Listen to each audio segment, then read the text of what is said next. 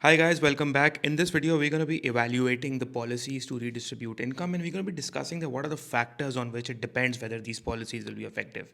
Because although yes, these policies are effective, but are they really effective depends upon certain factors that we are going to be considering in this video. So make sure you watch the video till the end. So the first factor that could come as an evaluation of these policies that could sort of render or contradict on its effectiveness and raise questions on its effectiveness is that whether these policies will be effective or not depends upon the level of the income tax or the size of the income tax or the extent of the income tax or the extent of these redistributive taxes that we are implementing, and what sort of tax are we implementing, whether progressive or regressive, and which is the tax that we are targeting basically. So we need to understand that whether or not policies like redistributive taxation, such as progressive taxation which you're talking about, can actually reduce income inequality depends upon the level of the income tax that we are setting and which tax are we basically targeting, whether it's progressive taxes that we are using to reduce income inequality or regressive. Because let's say, what if the government is increasing regressive taxes to collect more tax revenue, and to increasing regressive taxes to collect more tax revenue, and then trying to fund it by increasing transfer payments and welfare benefits. Now, although that the objective is to increase welfare benefits to reduce income inequality, but the primary factor is that increasing regressive taxes are inherently regressive in nature, in the sense that they are going to worsen income inequality. So it actually depends upon what tax are we targeting, what tax are we implementing. Also remember that if the income tax on the higher income earners or people on high income brackets are set too high, if these taxes, this is the evaluation, if these taxes, income taxes are set too high, then it is going to create a disincentivizing effect will be promoted in society. So these taxes could actually promote disincentive effect, which was not the intention of the policy, but it could create unintended consequences. So these disincentive effects will be promoted, where workers would actually end up working less, or maybe they could end up moving out of the country because they would be, fed up of the higher taxes that have been imposed, or they would want to work less. I mean, and working less, it's actually disincentivizing hard work basically, and that's a problem. Maybe businesses wouldn't want to, sort of earn more profits because they are concerned about the high levels of corporate taxes that maybe the government has implemented.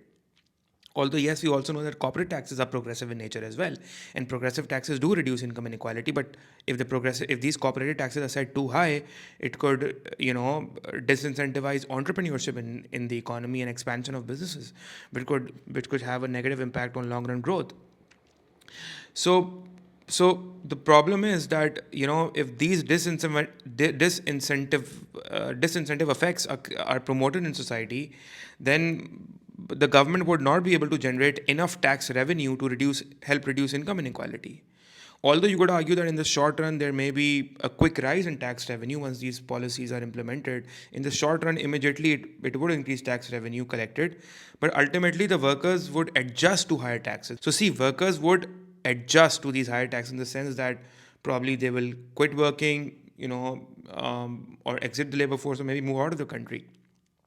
Then if that happens basically, then this policy is likely to fail in increasing the tax revenues collected and hence reducing income inequality. Because in order to reduce income inequality, the government needs funds, and they are relying on tax revenues, and that is why they increase progressive taxes by increasing the marginal income taxes rate of income taxes on the rich, so that they could collect more income taxes and then spend that on the poor in the form of welfare benefits and education, healthcare, etc. But then this policy is failing to increase revenues as workers adjust to these high. If these, but the evaluation is that if these taxes are set too high, that's what you need to write. But what if these taxes are set too low? So too low and too high is a problem, right? So what if these taxes are set too low? On then in on the high income earners, right? So in that case, there's no guarantee that enough revenue will be generated. So if you're setting up these taxes too low, even on the high income earners, then there's no guarantee that enough tax revenue will be generated to fund the transfer payments and spending on education and healthcare. And again, let's say if you are implementing regressive taxes to collect more tax revenue and then spend on the poor in the form of transfer payments, then regressive taxes, if they rise, then in the long term, and if they rise to, let's say they rise in the long term to fund spending related policies, let's say, what if the, maybe the government also implements regressive taxes in the sense that maybe enough tax revenue was not collected through progressive taxes, so government, implemented regressive taxes in the long run to fund spending related policies. But what's going to happen is that over time, income inequality may actually rise rather than falling, because regressive taxes will worsen the income inequality. So this evaluation could become a solid question mark on, or a counter narrative on the fact that these government policies to redistribute incomes are always effective. But you could question them. What if the tax is set too high? What if the tax is set too low? What if they are regressive? Yeah. So these are good evaluative points that you could write in the exam. Also, guys, you could mention that it actually depends, on the state of the government finances. Although somehow we did discuss this in the previous video, but you could say that the government is, let's say, suffering with high levels of debt. If the nation, especially if it's a developing country, suffering with high levels of national debt, right, and persistent budget deficits. Persistent budget deficits are accompanied with high levels of national debt due to government borrowing by issuing bonds to the private sector and the commercial banks. Then, in that sense, it is not viable basically to greatly increase transfer payments. You can minimally increase transfer payments, but not viable to greatly increase transfer payments. You could argue that because your country is already on high levels of debt and persistent budget deficits. So it's not viable to greatly increase transfer payments, or not viable either to greatly increase expenditures on health and education to reduce income inequality right now. Maybe because probably not reducing income inequality in this sense might be a better idea right now, because concerning the high levels of national debt and persistent deficits that you have. In fact, the government should, in this situation, if the government is facing with high levels of national debt, austerity policies by reducing government spending is actually done by the government to reduce the high levels of national debt. So in that case, the government would cut back its welfare spending on healthcare and education to reduce the national debt and to reduce the size of these budget deficits by, through these spending cuts, in order to reduce these national debts, which is also known as an austerity policy. And if the government does that, it's going to worsen income inequality. Although yes, your debts would come down and budget deficits would come down, the size of them would come down, but it would again worsen income inequality, right? So these are considerations that the government needs to consider, that whether maybe it's the right time to implement to reduce income inequality or not, because reducing income inequality could worsen the state of the government finances. And is the government really prepared for that? Can the government take that heads on, worsening of those government financing, and can the government take that heads on regarding the fact that the government is just ballooning its level of national debt and with persistent deficits? Now, the third thing that you could talk about is that what sort of incentives are these policy creating? Maybe they're creating the wrong incentives, right? So, for example, we know that if we want to reduce income inequality, then the government is tempted to basically raise direct taxes. Which, in other words, basically the temptation to reduce income inequality is basically to raise the direct taxes, such as income taxes, taxing the rich heavily, and then distributing that money to the poor. Now, that's fine, no problem with it. But there is a criticism to it, and that criticism holds significant importance in economics. And the simple criticism is that, if you're raising income taxes on the rich so that tax revenues would rise and you could spend that money back on the poor, but the criticism for this is that raising income taxes on the rich will maybe in the short run increase tax revenue, but eventually the tax revenue will actually fall as the tax rates increases. Because like I said, the workers will lose the incentive to work for higher incomes if they are taxed very, very heavily. And also, in that sense, the income effect will then become negative, where workers will whereby you could say that workers work and then they work to, earn less. They just sort of try to reach a satisfactory target for themselves, earn this bare minimum money, and they don't want to work anymore, right? Which is reducing the income effect, and in that sense, the income effect is basically becoming negative, where the workers don't want to work too very hard, and then they want to earn less money unless and until they reach a satisfactory target. And this sort of a policy is reducing the income tax revenues for the government instead of increasing it. And higher taxes will also sort of promote tax evasion and tax avoidance by individuals as well. Since the rate of tax is so high, it's going to incentivize tax evasion and tax incentives. So this basically point is targeting that what sort of incentives are they creating. Maybe it's creating the wrong incentives. Are not just tax avoidance and tax evasion, but it's also incentivizing the highly skilled workers and the entrepreneurs to maybe emigrate with an E out of the country, where in countries where tax rates are lower. And not only will this then subsequently have reduce the expected tax revenue for the government, so that it can use to redistribute incomes by spending on poor, but at the same time it will dampen or reduce the productive potential of the economy as innovation goes down because of that, as highly skilled people leave the country and entrepreneurs leave the country. So as innovation goes down, as entrepreneurial spirit is limited, and the hours worked by the workers fall. So it's not for the long term growth of the economy. So basically, what you should write is that what is actually needed is that a progressive tax system that is set at efficient levels. So write in the fact that a progressive tax system that is basically set at efficient levels, neither tax is set too high, neither too low. It is set at efficient levels, which sort of promotes working incentives for the right reasons, and it also encourages and incentivizes risk taking activity, keeps the risk taking activity, that is entrepreneurial activity, going on. At the same time, provides large enough fiscal dividend, that is tax revenues for the government, that it can use that to reduce the income inequality. So that is when the tax systems are working efficiently. That is where the progressive tax system is doing a pretty decent job. It is set at efficient levels, which is promoting work, promoting the risk taking activity, and also providing a large enough fiscal dividend to the government as well, which it can use for income inequality reduction.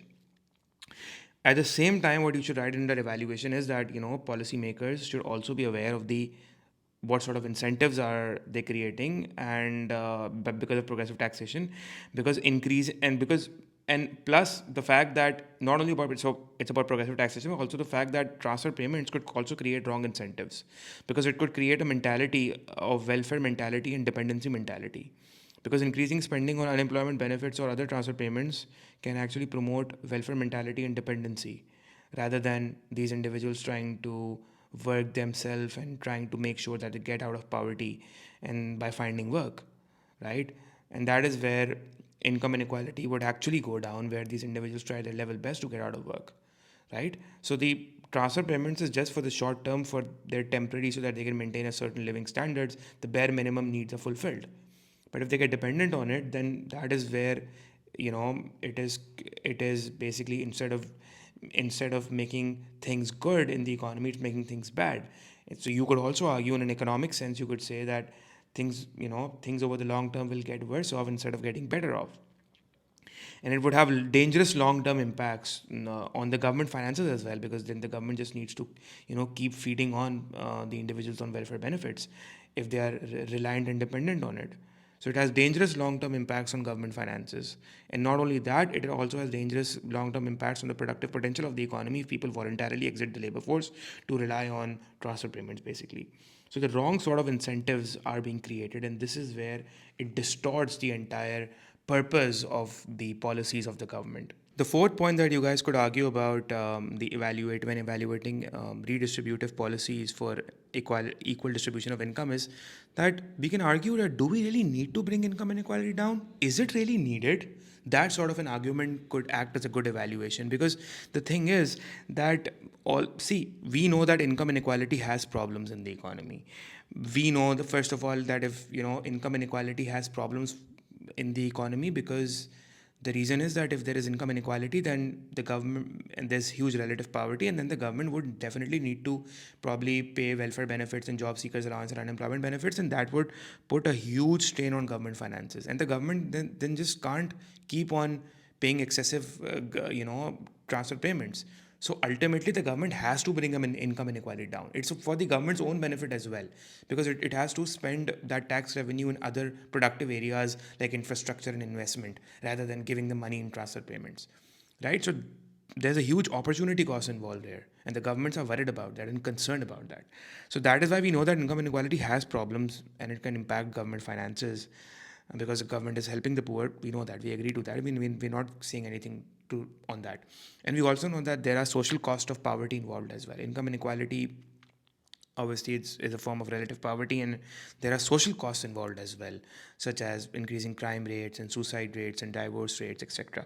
And we know that. So but again, the critical argument, or a criticism that economists can make over here is that, I mean, economists can say, I mean, we can argue that a certain level, a certain amount, or a certain level of income inequality is actually good for the economy, right? You can write that in the exam, that a certain amount of income inequality is actually good for the economy. And because, first of all, you need to understand that there is no target fit for all economies that is consistent for all the economies in all the nations, because it's a normative consideration. So it's not like an income inequality target for country A will be the same for country B. It's a normative consideration, will vary from nation to nation. Also remember that, like I said, some form of income inequality is good for the economy, because we know that income inequality can provide very strong incentive, guys, very strong incentives, and the right incentives, in fact, for those people who are on lower incomes to actually gain education, to actually do something about their future, to actually gain education, to gain skills, to gain the qualification, so that they can actually end up boosting their productivity levels and earning higher incomes, where they can get out of their relative poverty, where through hard work, through it can create those strong incentives to make sure that this actually happens. And this is where income inequality has certain benefits, right? This is where you can argue that for a lot of people, income inequality could provide those strong incentives that are needed to actually get out of poverty. Because if you have income inequality, then there would be a need for you to gain education, there would be a need for you to gain those skills and qualification. So in that sense, it could promote productivity in the economy, and then ultimately these people will get those skills to earn a higher income. And as productivity for these people go up as they gain education, then firms can justify higher wages for them, right? And they can justify higher wages for themselves as well.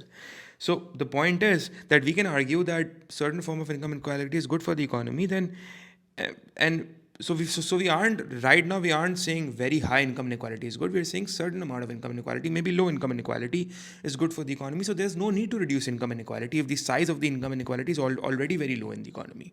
So low income inequality is okay. You could argue that it's okay, it's fine, it has certain benefits as well. And maybe you could argue that low levels of income inequality, if the government is trying to reduce low levels of income inequality through excessive levels of government intervention.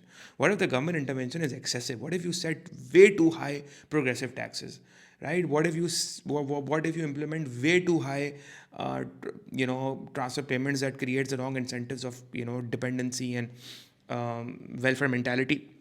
So the point is that excessive government intervention could create problems when trying to reduce already low level of income inequality. So there's a low level of income inequality that you are trying to correct by excessive government intervention. So you are basically taking away these good incentives. You're taking away these good incentives that comes along with low levels of income inequality of trying to gain education and all of that.